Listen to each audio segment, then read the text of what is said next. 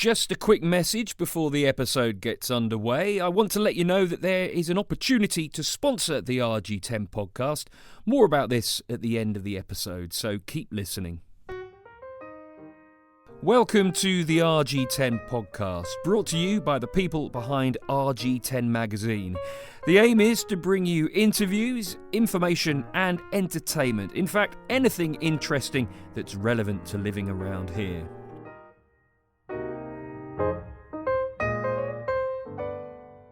What do you do on a Thursday evening in the winter? Do you watch telly? Do you play on your phone? Or do you go for the grand slam of watching telly and playing on your phone?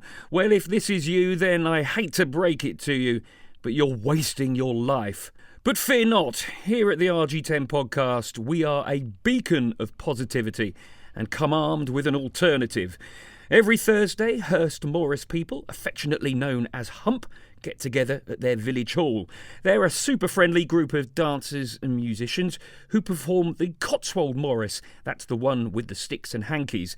They also have a break for tea and cake, which is another one in the eye for you stay-at-homers. This episode is published on Wednesday the 28th of September, and the day after, Thursday the 29th, they're having a taster session for anyone who fancies giving it a go. I did a reconnaissance mission last week, and this is my report.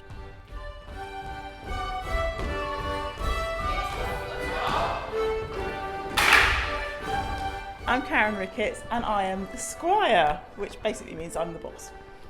Marvellous. Okay, Karen, first of all, tell me a bit about your journey into Morris dancing. Okay, well, I was looking for something energetic and social to do of a Thursday evening, and I was just trawling the internet, as you do, and it just popped up that the Hurst Morris People were having a come and have a go day or evening on a Thursday evening, and I thought, yeah, brilliant, that's what I'm going to go have a go at doing.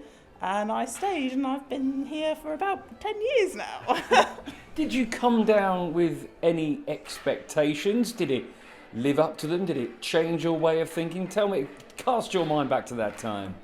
I think, like most people, I just think of Morris dancing as the white shirt, white trousers, bells and hankies and sticks. And now being in the world of Morris, I know so much more that you've got the border style, you've got the northwest style. We are a Cotswold style, which is your traditional sticks and hankies side. Now, Brian, you're one of the teaching team here. Can you give me an idea of the history of Morris dancing in Hurst? It goes back quite a long way, doesn't it? The origins of Morris dancing, nobody's too sure, but we do know it has been around over 500 years in this area. There's a church in Reading which has in its records, because they used to have to keep records of all the finance, that was important, and it says over 500 years ago that 6p was given to Morris men for bells. There is another entry where they were given it for beer, and it's that long ago. So, yeah, it has been around. Exactly what it was like then, who knows? I mean, there is the suggestion that it was linked to the Moorish. So, Moorish Morris, yes, maybe. Yeah. It certainly was at a stage when it was danced a bit as a going round for the country people, or the workers, to go and raise some money. So it would be danced at Whitsun, or sometimes it was danced at Christmas to raise a bit of money. But the dances themselves, certainly we know that there are a number of villages. Our dances that we dance are from the Cotswolds of England. And there are a number of villages there where they can trace more or less for a couple of hundred years that Morris dancing was done. And in some cases, you've got families who actually went one after the other and generations of Morris dancers. Morris dance steps probably fall into 4 categories. One is walking or running. Then we get the single step. Then we get the double step. And then we get the leap. Now the leap can be a 2-footed leap, or quite often a 1-foot spring from one to the other.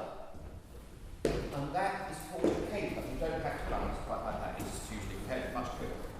But I'm going to talk about the single step and the double step.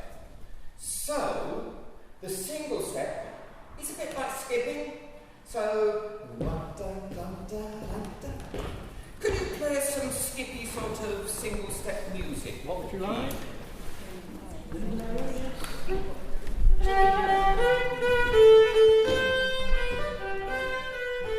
How would you describe a typical evening for Hurst Morris People? A typical evening would be warm-up stretching exercises and just getting mobile. And then we'd do several dances. Might learn a new dance. We might be honing our skills on one we already know. We've got people within the group who are at different levels of their journey. Not everybody's been here for 10 years.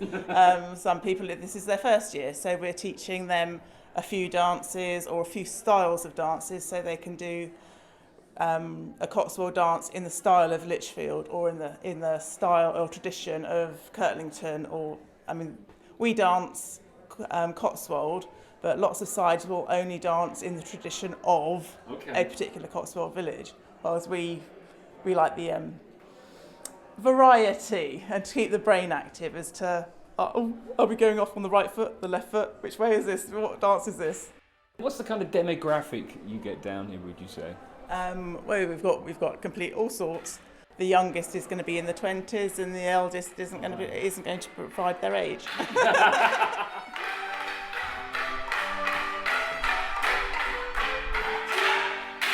Hi, my name's Rich.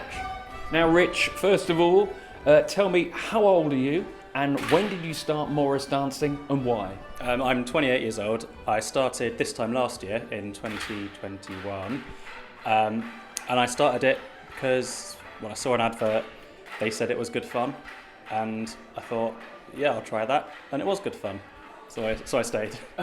Well, did you ever have any doubts about coming down thinking, crikey, I might be a bit young for this mob? I certainly expected to be on the younger side of things, but no one ever... It was always a good thing. Everyone was very friendly and welcoming, and it's just been a very good experience, and it still makes me feel old and creaky anyway. What do other friends of yours of a similar age say to you when you tell them on a Thursday that, sorry lads, can't come out tonight on Morris dancing? They say it's a typical thing for me to do. Classic Rich, doing something weird again. But they've come to watch me a few times, and they've always said it looks great fun, and they like joining in when we do the dance at the end. My final question is probably the big question. I'd understand if you don't necessarily want to answer this one. So, pull up a chair, everybody at home. This could be a tricky moment.